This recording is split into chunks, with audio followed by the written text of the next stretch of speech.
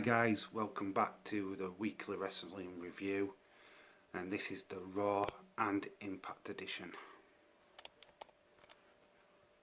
So we're going to start off with a Monday Night Raw, and it started off with an extremely interesting segment with Dominic signing his WWE contract and the contract for the match at SummerSlam against Seth Rollins.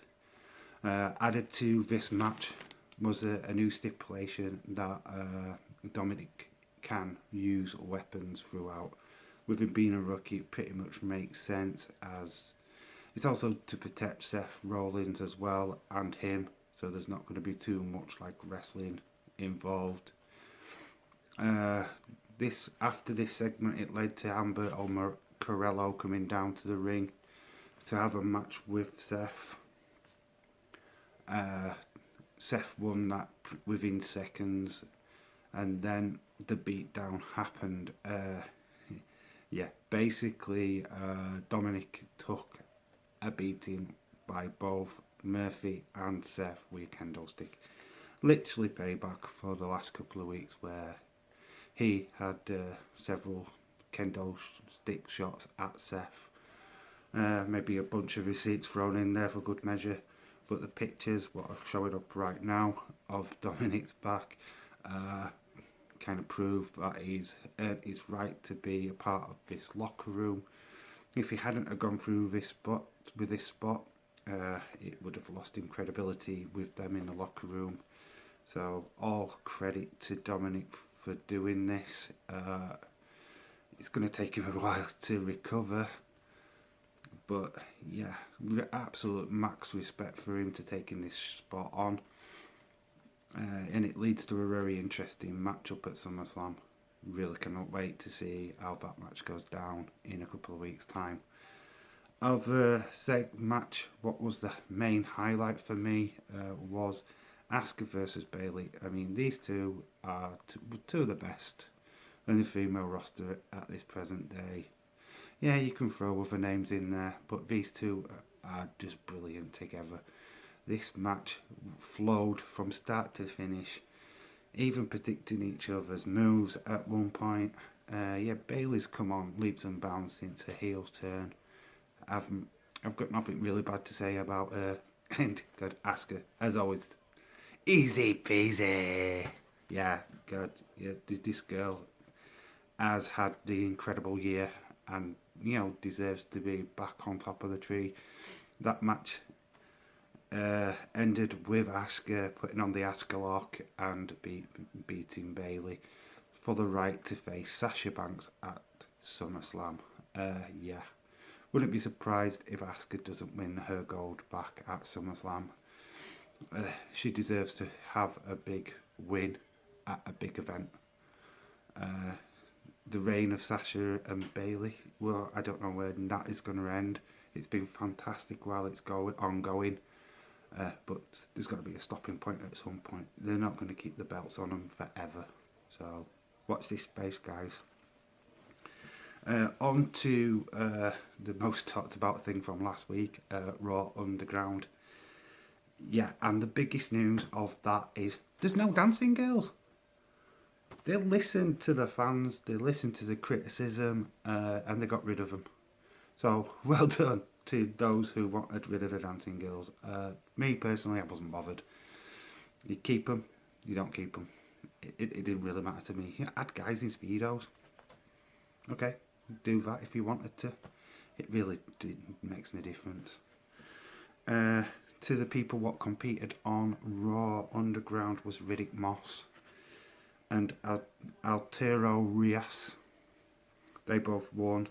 Dadakato won his match easily, but the surprise one on the show was Shayna Basler, who just literally destroyed 3 opponents. Yeah, showing a lot of her MMA style that she's got. This really suits these kind of athletes. I mean, you've got Matt Riddle, what could easily compete in Underground, Maria Shafir, Jasmine Duke, all fully able to put on respectable fighting matches. So yeah, it got a little bit better this week. I'm starting to think that there's a good place for it on Raw. Excited to see where they go with it. Needs a title though. We need an underground title. So that's what I think about that. Quickly to add, what I kind of missed out was that the 24/7 title on Raw also changed hands when R-Truth dressed up as a ninja. Those cheeky ninjas have finally paid off against poor old Tozawa, who's now, well, he lost his title to R-Truth. R-Truth should know he's been dressing up as different people over these last couple of weeks, so yeah. So that happened. I missed it out when I was doing the original video. I've just thought I'd put this back in. On to Retribution. They took a step back. I know it was pre-recorded last week. Maybe you shouldn't have done that on SmackDown. Maybe you should have waited and just done the this segment then. They just wanted a big pop on that program, which totally sucks. Don't understand why they did that. I mean, I know Fox pay a load of money, but then to have this lonely segment, it just made no sense whatsoever. So Retribution broke a window, then ran away, trashed the car, and messed around with their lights again. I don't know if there were any boxes thrown over this week, but there probably would have been. Their involvement in the show did lean over to tonight's main event, which was Randy Orton v Kevin Owens. But it's not even about the match, what I'm going to talk about, to be fair, because the actual punt that was heard around the world is what I'm talking about. And I say heard because we didn't see it. It blacked out because of Retribution, which, well, understandable. You're not going to have on TV a 70-year-old man being punted in the head. So, no. What also happened in this segment was Randy Orton delivering yet another great promo. This guy is definitely the wrestler of the year for me. Absolutely awesome. You really believe that he's an evil son of a gun. Or son of a bitch, as Drew McIntyre said when he came out to the ring. It just looks all fired up now for SummerSlam between these two guys, which, yeah, we've got to be really excited for. So that were Monday Night Raw. I give it a 7.2.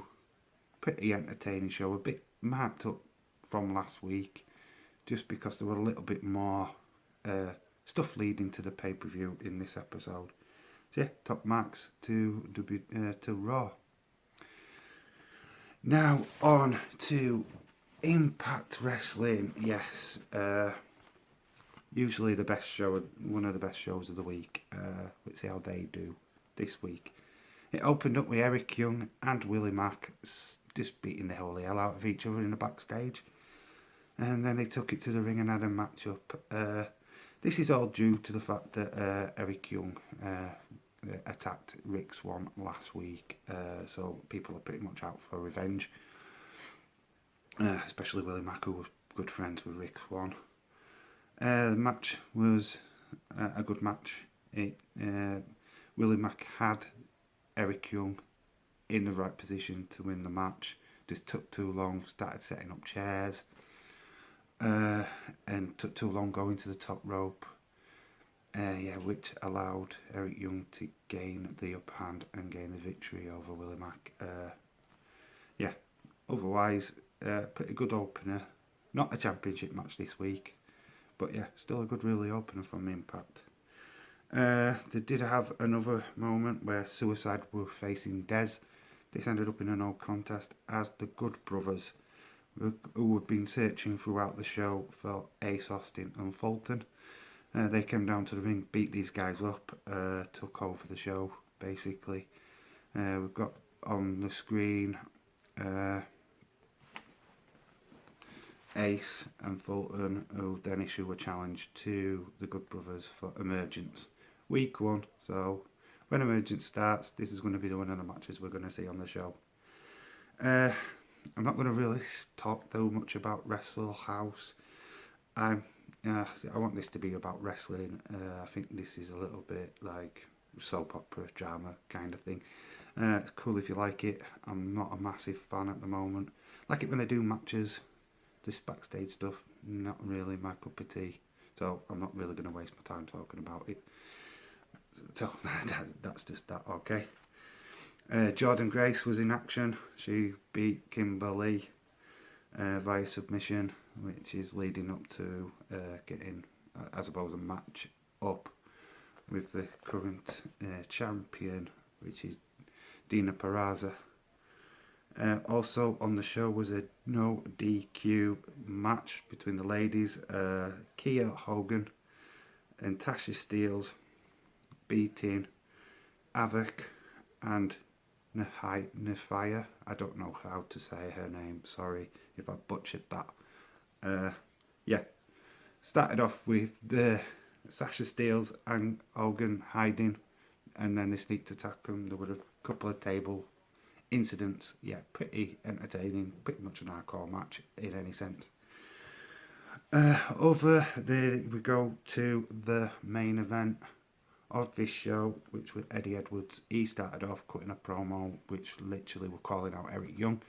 Eric Young seems to be the main talking point on Impact this week after last week's disgusting behaviour, to be honest. So he starts calling out him, the music hits, and we get Brian Myers. Brian Myers, as all you know, is a major figure podcast. It's led to his debuting match anyway, when he took on Edwards. Edwards picks up the win. The show closes out. Yeah, it looks like Edwards is wanting Eric Young. He's challenged him now, so we might be seeing that emergence. Yeah. All in all, good show. Bit marked down this week. Didn't think Wrestle House was any good, sadly. Don't really think there was any major talking points in the show. So yeah, it's getting a 7 this week. So that is my Raw and Impact review for this week. Join me again on Saturday when I do the AEW, NXT and SmackDown review.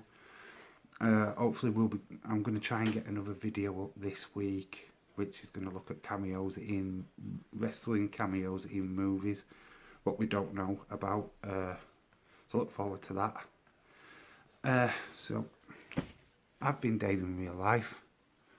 You've been awesome. Until the next time, bye for now. Oh, and keep it real, of course. Bye.